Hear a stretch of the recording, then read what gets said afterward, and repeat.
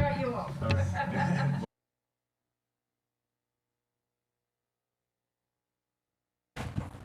Good evening. How are you? How are you feeling? Good? That as soon as I know what I need now. I guess it's about what Manny needs now, right? Because he said, Yeah, true. now it's what about you need now. And that's going to be about what I need now. Okay, I feel like I can do anything today. Anything. So that's how I'm feeling today. I'm feeling good. And I'm feeling, full of energy. Like, anything I want to do, I can do. That's how I'm feeling. So let's see what I need. First of all, you can interrupt, you can ask questions, you can comment, anything. You know how it is when I come here. So I'm bringing a question that I thought it was interesting. When I came across this subject, I thought, what is this? And this is a scientist from Harvard, very reputed scientist, who just a few months ago, he came with this idea or theory or thesis, hypothesis that maybe our universe has been created in a lab. And it was, I don't know if you saw this bit of news, but it was kind of like all over the place in different media. And I thought it was interesting. And I wondered, and I ask you, what do you think about this? Is he's saying that there's a possibility that maybe everything we know, our whole universe, has been created in a lab by someone more intelligent or advanced or whatever you want to call it. So what if, I ask you, what if this was confirmed by science? What if science came tomorrow and said, hey, that's the way it was? What do you think? I'm open for everything. Mm-hmm. You never know. That'd be okay? It'll be scary. Mm-hmm. Science has been wrong many times before. Yeah. Mm-hmm. Science has been wrong. They find out all the time that they have things, but they revise their information and it's not correct. Mm-hmm. So it could be, right? And what about Spiritism? Where would Spiritism stand if this was confirmed? I don't believe that a universe can be created in a lab. You don't believe that? No. Okay. It's such a magnitude.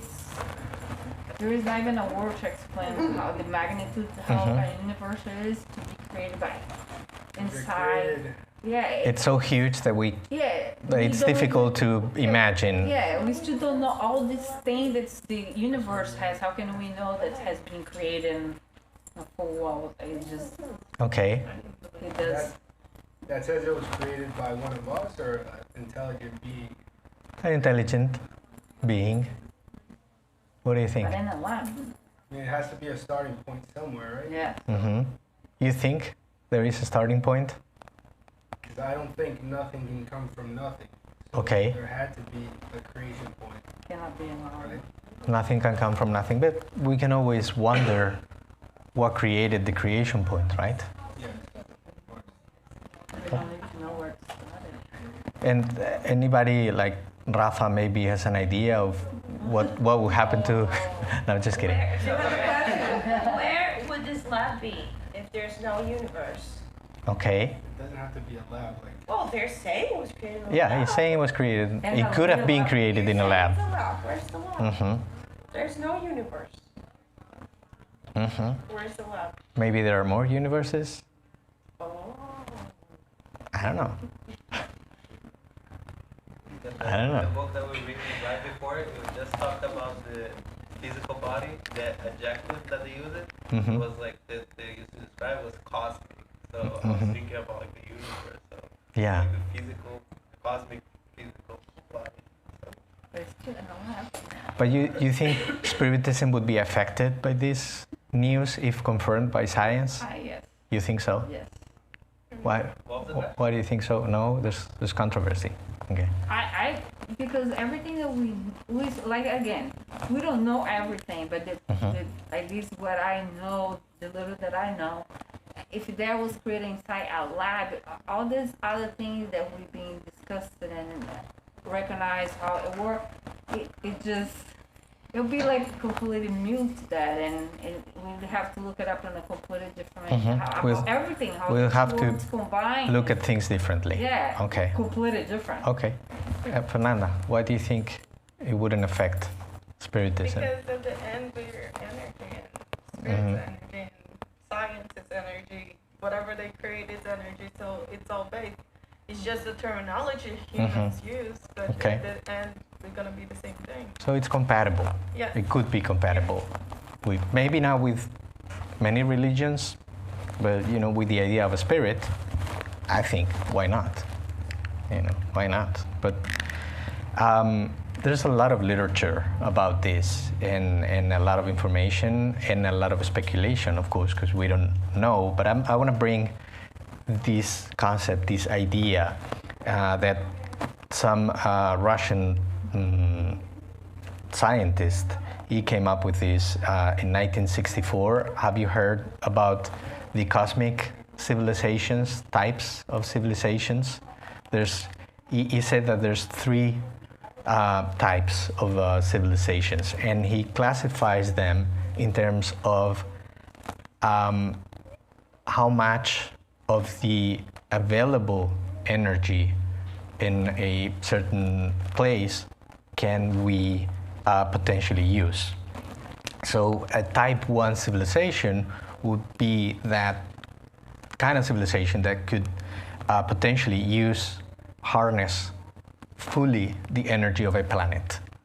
And then there's a type 2 civilization that could potentially harness the full energy of a star. So in our case, it'd be the sun. If we could harness all the energy of the sun, we would be a type 2 civilization. And a type 3 civilization, all the energy in a galaxy. And there are, in the known universe, trillions of galaxies, right? Now, what about humanity? So let's start with a type 1 civilization, right? This civilization could harness the full energy of a planet. So capable of, altering physical events, climate, that kind of thing.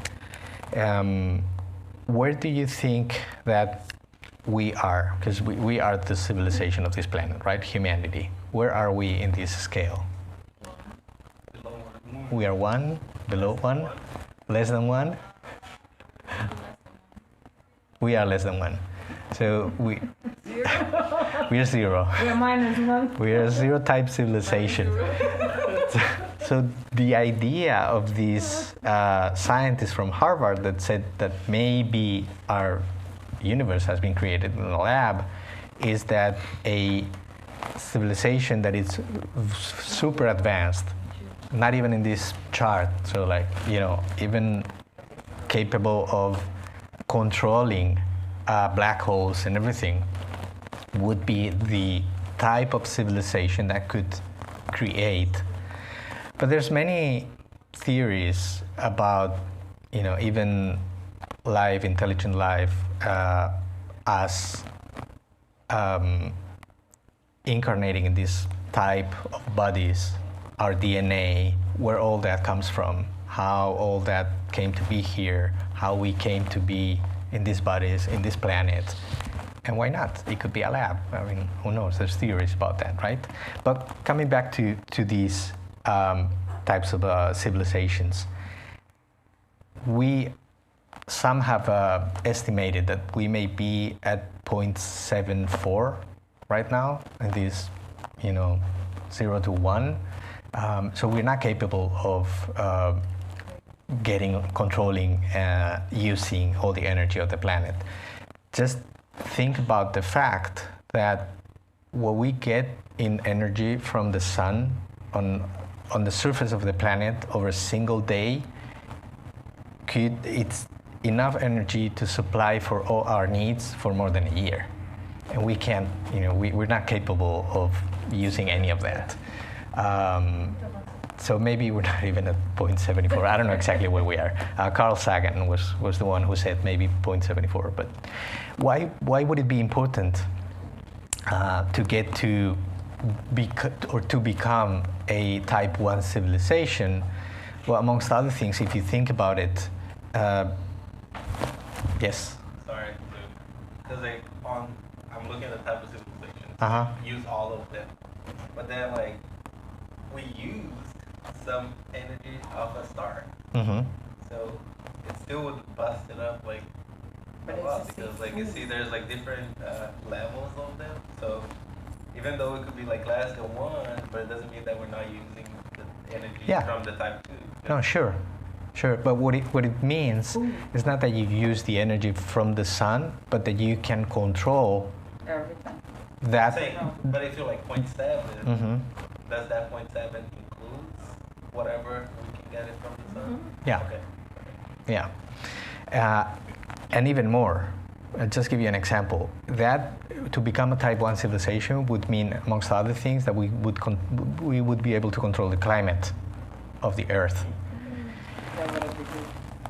But then I ask you, why do you think we are not a type 1 civilization? Because we may have the technology. We're not that far in terms of technology. We're not unified. I think we're not. We're still a planet with different goals and different things. You know, thinking one day we get together in one main goal for civilization itself. Exactly. That's when we can. Exactly. In other words, we could say, are we prepared for that? We're not. I mean, just imagine if we got the technology to control the climate. Do you think that would be, right now, today, 2021, would that be used for the good of humanity or to control? Yeah, so, for good reason, we're not there yet. But I think we have to work on that before. But it is important. And amongst other things, for me, the most important reason is sustainability. The fact that if we reach that level, we would become sustainable on our energy consumption. And in terms of the type of civilization and society that we have, this is not sustainable. Now, how do we make it sustainable? Either we cut down, which doesn't seem to be the case, we're not inclined to do that, or we catch up with technology.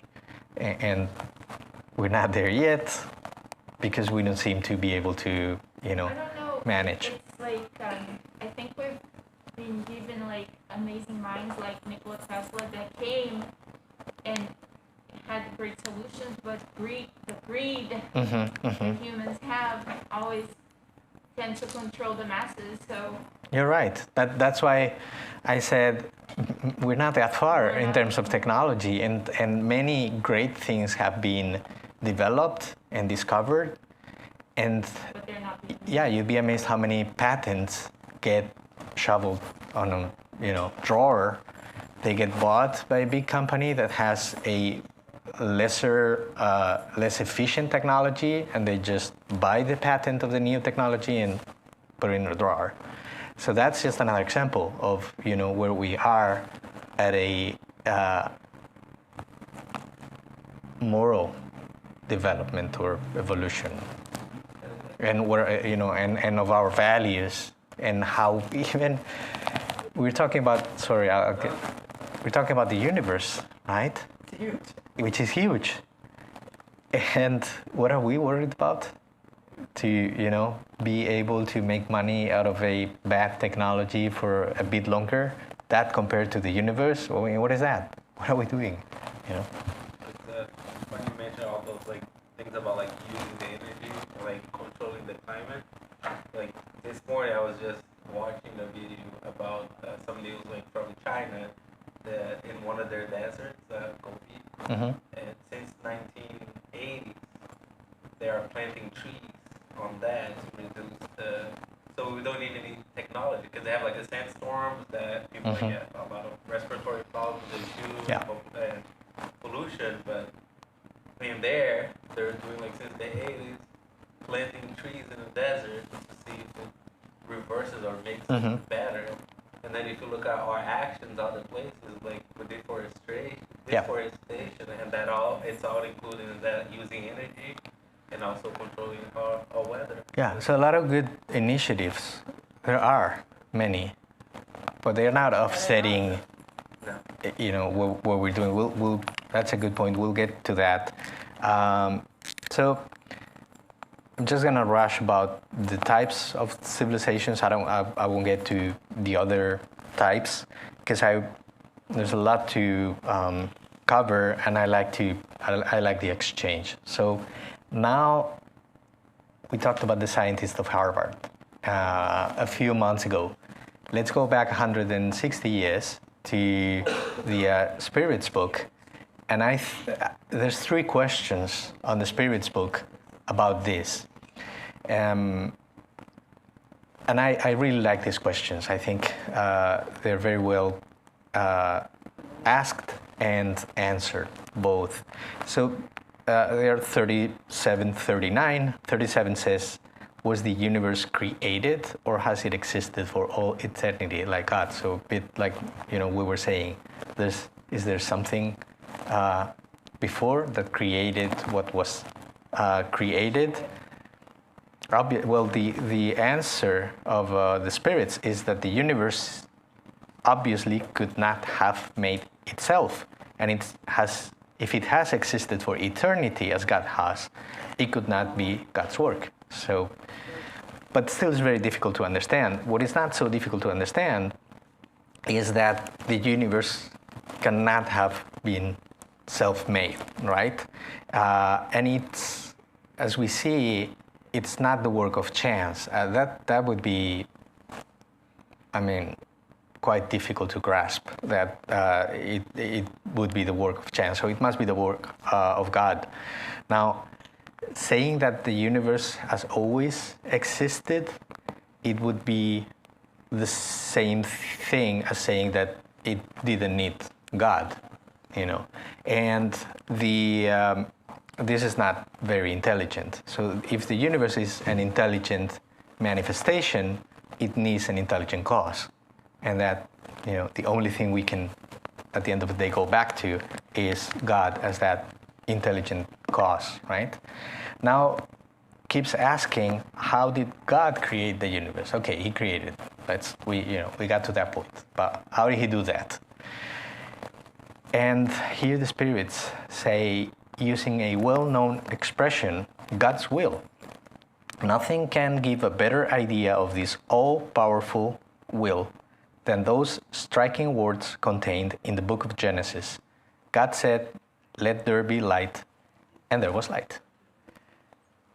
I think this is fascinating, this answer. So, again, we can't put in our heads these concepts, but we feel that God created, God is creating, and God will create. So everything keeps on being created and recreated, right? And we can get to a point with science right now, to what science can say and tell, and what we can observe of the universe. There's a universe that we can observe through electromagnetism and gravitational waves and so on. So it has a size, and by observation, we know that it came from like a small point. So, in these words, it could be said that God, or a lab, or whatever at that point, would have said, let there be a point of dense matter, and then the universe was. Or maybe let there be points of dense matter, and then a multiverse was. We don't know that because if there are different universes, we can't see them or communicate with them right now. But the key word here is will.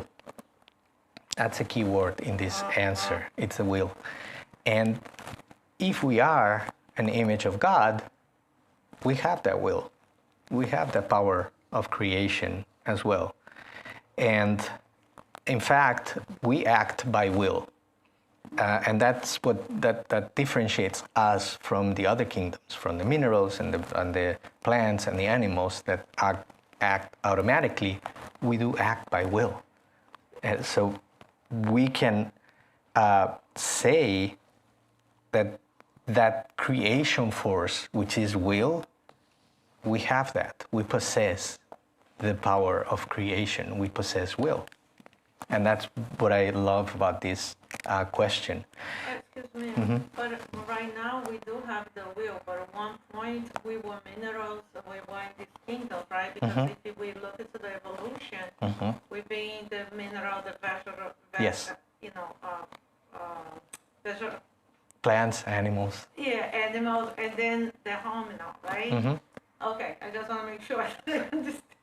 So we've been evolving, and we keep evolving. Okay. And at some point, and what we get by on the Spirit's book, and it's that this is not a black or white process or a like step-by-step process, but a continuous process. So we keep evolving slowly. It's not like one day I'm a rock and then the next day I'm a plant and the next day I'm an animal. It's not like that, but it's a very slow process of evolution. Same as it happens with the universe, same as it happens with galaxies, same as it happens with solar systems and with planets and with really everything that you can see and observe in the universe. Everything evolves slowly and in the same way, and that's fascinating. That's also very fascinating. And to that idea and to that question, this 39 asks, can we know how the worlds were created? So can we know that? And can we know how we went from, that piece of cosmic dust or whatever it is? I think I read before the Spirit's book that it needs to remain kind of a secret, I read some, because I have read all this, and there is a point that, one of the questions that they say that it needs to remain a secret. Yeah. Well, in this question, you can see something like that, because it says, all we can say and that you are capable of understanding is that the worlds were created by the condensation of matter distributed through space. So what it's saying is there's something there that you can't understand, and in other parts, regarding other questions like, where does God come from? It's something like nobody knows, that not even the spirits, they can't say. And they can't go much farther than this. And this is actually what science is saying about how the worlds have been created, right? Now, as we evolve morally and intellectually and psychologically and so on, we get a wider understanding. So now we say 160 years ago when this was written, it was difficult to explain scientifically this. True. But now we have a better understanding of how this condensation. I think that's why it stopped right there, because right now that's how far we can go. Yeah, but we can explain now how that works, and in some years we'll be able to explain other things that we can't, because at the end, if we keep going like Diego was saying, we get to the concept of infinite, and we're not infinite. So, our brain is not infinite. It's finite. So it's difficult to, fit that idea. Intellectually, we can do that. But we can understand, but we cannot comprehend, the difference. It's like knowing where something really comes from. We can't get to that point. we're not equipped, or whatever. So with all of this, one of the things I wanted to bring is this idea of the hugeness that you talked about, the vastness of all of this. How huge it is. And in this sense, I am bringing two short pieces from the book of Genesis for two reasons. One, because I think they convey this idea, and two, because they are beautiful, and I just wanted to share those two pieces with you. So if we can, there's a video, and our friend Manny will read. Andrea Luis will read for us, yes. Ooh, nice. That little light on. Por favor. Ready.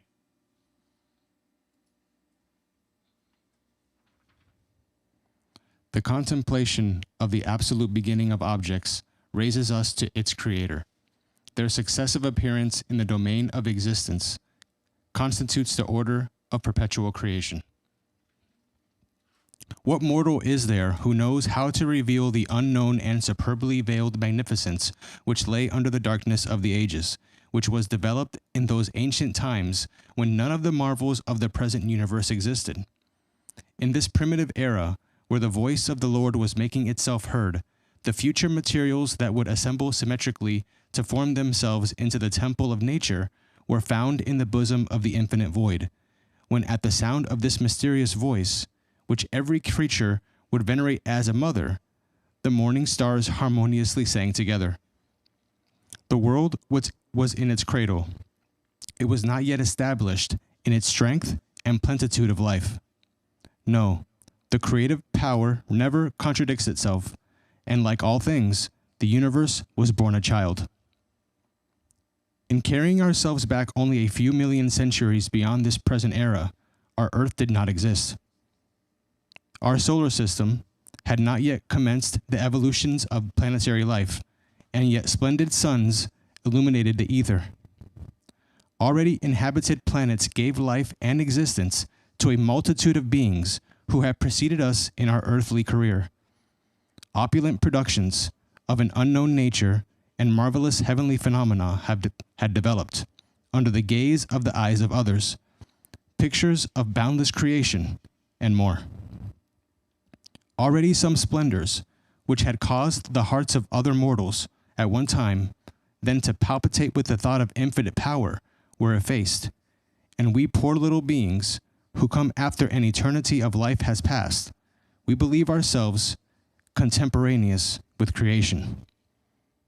Yet again, let us comprehend nature better. Let us comprehend nature better. Let us know that eternity is both before and behind us. That space is the theater of an unimaginable succession and simultaneity of creations.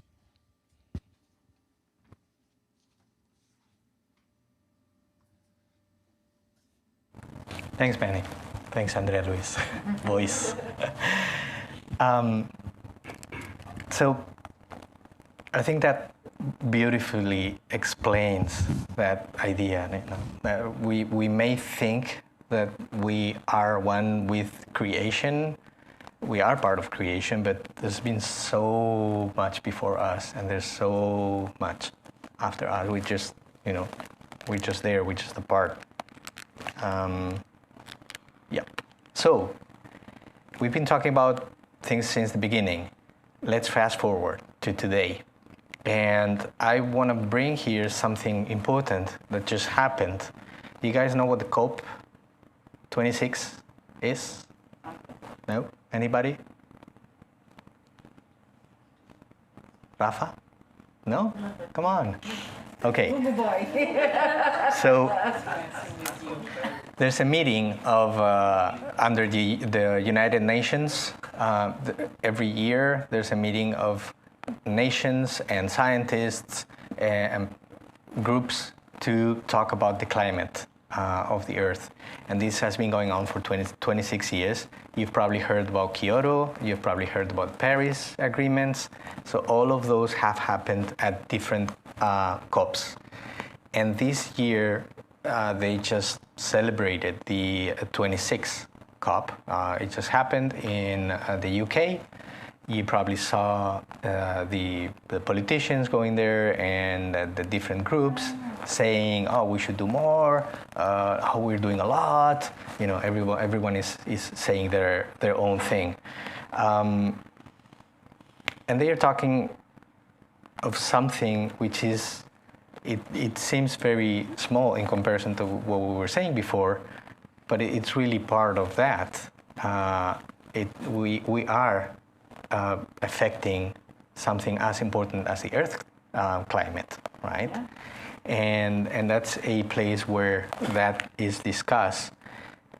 What do you think about this? What do you think about the climates, the Earth's climate? What is your intuition? What do you think it will be like? Do you have any thoughts? Some bad thoughts in that Now? in the future, in the near future? Depends. That depends. Depends. Depends. Okay. Depends of now. On what? On now. On now. The choices that we make right now. The choices. Yeah. So it depends on. The choices that we make as humanity right now.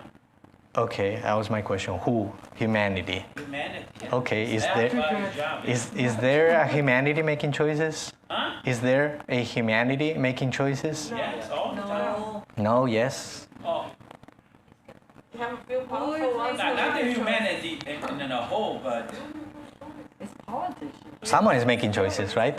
no, we are making choices every day. We like are. recycling. Mhm. You know, if you have a chance to, go to an electric car instead of a gas car. Mhm. If you have a chance not to buy bottled water. If you have less production, less demand, Mhm. and it goes. So everybody's contributing, I Yeah. think. Yeah. But the big decisions come from the Mhm. Politicians. Come from the. Let's keep that idea, okay. and we'll come back to that idea. No problem. Do the decisions come from the politicians? That's a good question to talk about, and this is a very sensitive matter, right? Yes. Now, at this meeting, amongst other things, what happens is that scientists from the UN, they share the information, the scientific information that they have about what's happening and what may happen. They make predictions. Those predictions, they go up to the year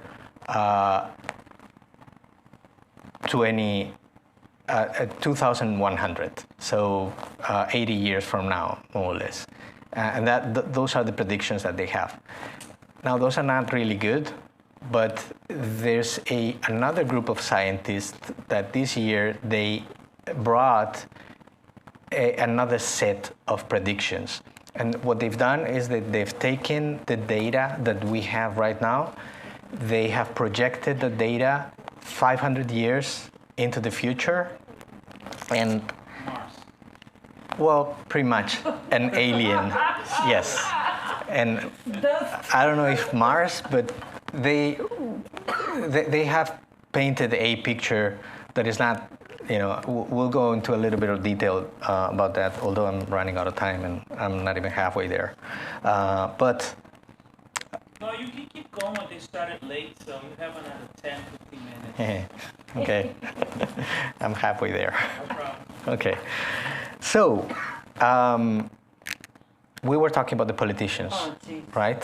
This is an image, actually, this is an actual image from this meeting from maybe a week ago or 10 days ago, I don't know. Now I think that Earth is just a reflection of all of us. And these people, governments, politicians, leaders, we see them on TV and they say, world leaders got together or whatever. No? So those are our way of expressing that humanity, that collective decision-making process, whatever, the best way we can. That's what we have chosen, or what we've chosen. I believe that we do have free will, and we choose collectively, which is the sum of all of our choices. That's what I believe. So they are reflecting us.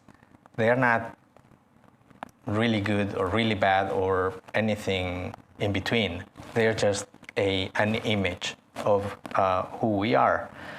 Now, Earth and climate and evolution, they don't follow our government system or anything similar. They follow natural laws. So there's a disconnect here, and the climate follows natural laws also. If we look at those natural laws, this group of scientists, they've come up with, they drew the images because it's so difficult to understand that they did these drawings so we can get the image on 3 places on Earth. One is the Amazon rainforest, what was like in the 1500s, and you can see something kind of similar to what we have today. Now we have roads and before we had villages, but in a way it's kind of similar. And what it will be like in 500 years. So 500 years ago we started really expanding and populating the Earth all over, and that has been a process that brought us through the Industrial Revolution and many technology advancements to where we are today. Now with that, if we project that into 500 more years, so that same space, that same time lapse, Earth, and this is the Amazon in this case, it's going to be a place where no one will be able to live, to begin with, right? No water, and it'd be so hot that human presence and infrastructure will be practically absent. This is the Indian subcontinent, so part of India where a large part of the world population lives, and we can see already how it is different from what it was 500 years ago, where we had another way of living and relating to each other, and where they predict that, with those projections, in the year 2500, there will just be people on space suits able to be there, and then drones and machinery and so on, but no one really will be able to live there. So basically at a global scale, what will happen is that population will have to move up and down towards the poles, and no one will be able to live in the tropical areas. So forget about Pompano or anything like that. No way. In fact, this is the forget it. This is the this is the Midwest U.S., so it's northern than we are right now. You can already see the change from the maize lifestyle to the industrial way of cultivating that we have. But in the future, they will have to adapt to other more tropical plants, and again cultivated by drones. Imagine that in just the one thing is that in the summer, those long weeks that are hot or more hot, right now they get sustained in this Midwest area. They get sustained temperatures of about 36 Celsius. It will jump to 44. So for sustained weeks, it's just no way that at least with the technology that we have today. Again, technology evolves, but it will be, we'll have to be indoors even if we get better technology. So that doesn't make much sense. Now, as we were saying, Earth follows natural laws, and the climate follows natural laws, not the politicians. Climate has no borders. We are relating to each other still with borders. And those leaders, they are a reflection of us. But we can ask the question, each one of us, what does my heart follow? Does my heart follow those systems that we have invented and given to ourselves, or does my heart follow the natural laws? Because I can put my heart whatever I want to. I can choose that.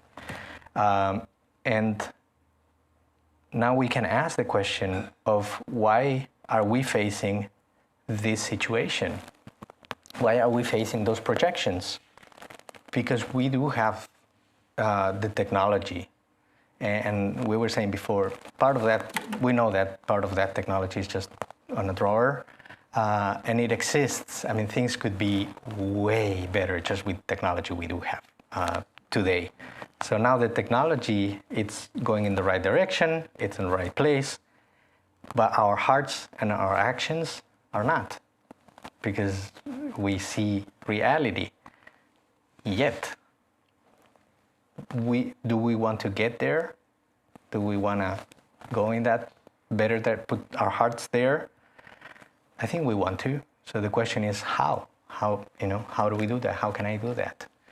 Now, when we ask that, I believe that what we find is challenges, which is really the situation we're in. We have a huge challenge. And in fact, the most intelligent people in the planet, they do get together and they try to solve it, and they come back to us in places like in meetings like this COP26, and they say, like they said last week, hey, sorry, we think we don't have an answer. So, we're just as last year, or even worse, because we're worse than we were last year. Now, that means we are facing a challenge, but not just we're coming from talking about the universe and the creation of the universe to Earth and the climate of Earth, to how do we face transformation? How do we face change? How do we face evolution? And that, remember we were saying before, we work the same way the universe works. So it all works in the same way, following the same set of natural laws. So if the universe and the earth face challenges and they have to overcome those challenges, we do too. And that's the way, that's a bit the way it works.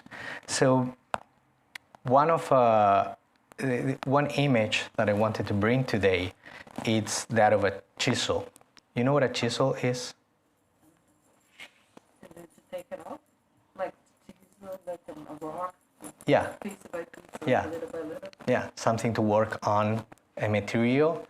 Typically it could be wood, it could be rock. And this idea came to me because in Portuguese they talk about buril. Oh. And there's this saying, burilamento da alma, or do espírito, como que fala? Yes. But not many people know what a buril is. So not many people knows what the chisel is. And this is like a very interesting work that you do with this, with this tool, with this piece of technology. And it's a very interesting work for some reasons. One is because first you have to imagine what you want. You have to think about what you want to get from that piece of material. And then you have to be patient. And you have to, work, because it is there, but it's not there. And this is something that I grew up with my grandpa when he stopped working. He really liked to work wood. So he would come with, say, a block like this, and he would say to me, there's a giraffe, or there's an elephant, or a lion, or whatever, or a chair, whatever. He would come and say one of those things, and I would see the block and say, what? And then he would take one of those chisels and would start working on it, and there I had an elephant. I'm like, that was amazing for me as a child. Just to give you an example, this is something he did. And I saw the pieces of wood. I saw the slab of wood, and I saw how he drew it and how he used those chisels to build this. And it looks like laser cut. Mm-hmm. They do that with laser.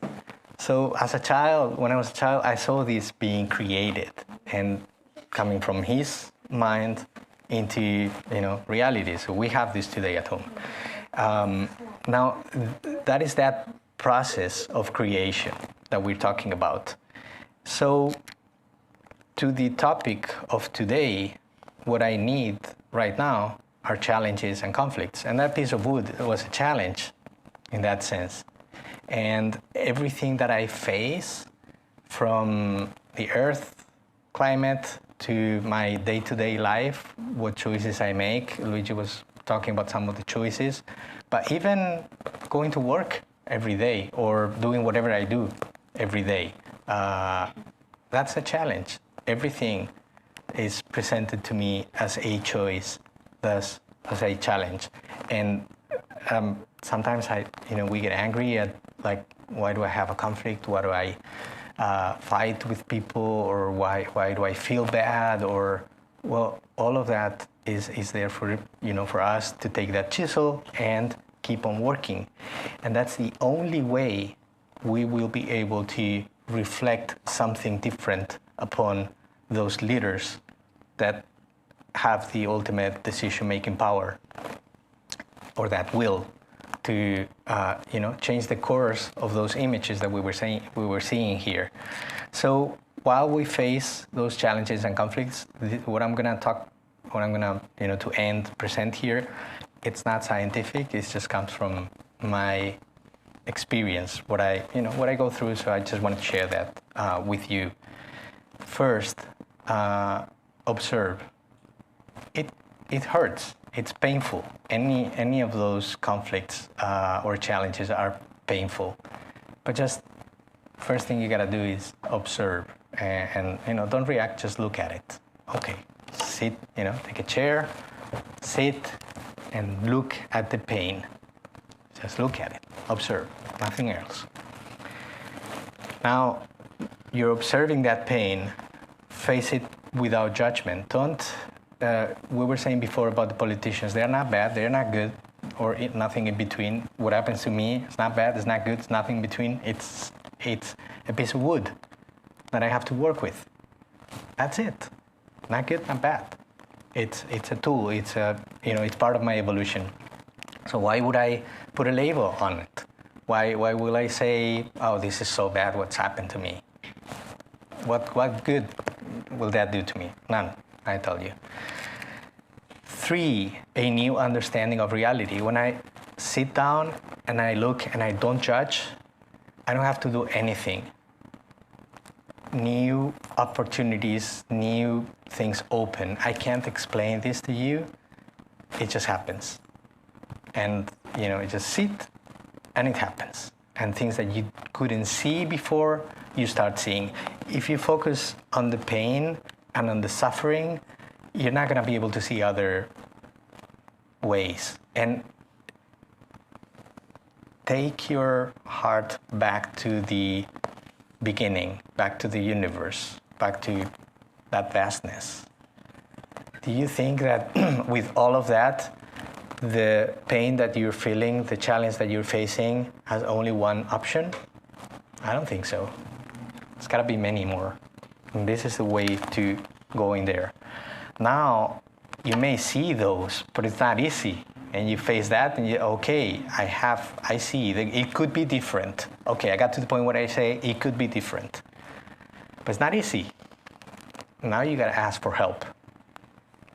Because we're here, as that piece of the Genesis was saying, many came before, many will come after. We're here, we need help, and we are able to help both. We are in that position. But when we're facing these challenges, we need help. So we have to be humble enough to, I see the opportunities, but I can't do it alone. So please help. And once we got that, we need to commit. I got the help. I need to follow through and commit, but commit to myself, not commit to anybody, not even to the person or the circumstance that it's helping me or anything. I don't need to look good to anybody or be up to the standards of anybody, just myself. And I need to commit to myself. And challenges and going through them hurt. And change and transformation is going to hurt. So we need to be firm on this commitment. And finally, faith. Just that. It gets to a point where we have to believe. We have to believe that we can do that. And in this cosmovision that we have, on this faith, the epicenter of everything, of this universe where we are observing the universe, and we are at the center of the universe as observers. But that epicenter is God. And the force that pulls everything together, which is the gravitational force, is love. So once we get to that point, once we're able to observe, to leave the suffering there, and to ask for help and to commit to ourselves, then there's nothing else to do. Just have faith in God and faith in love. Thank you.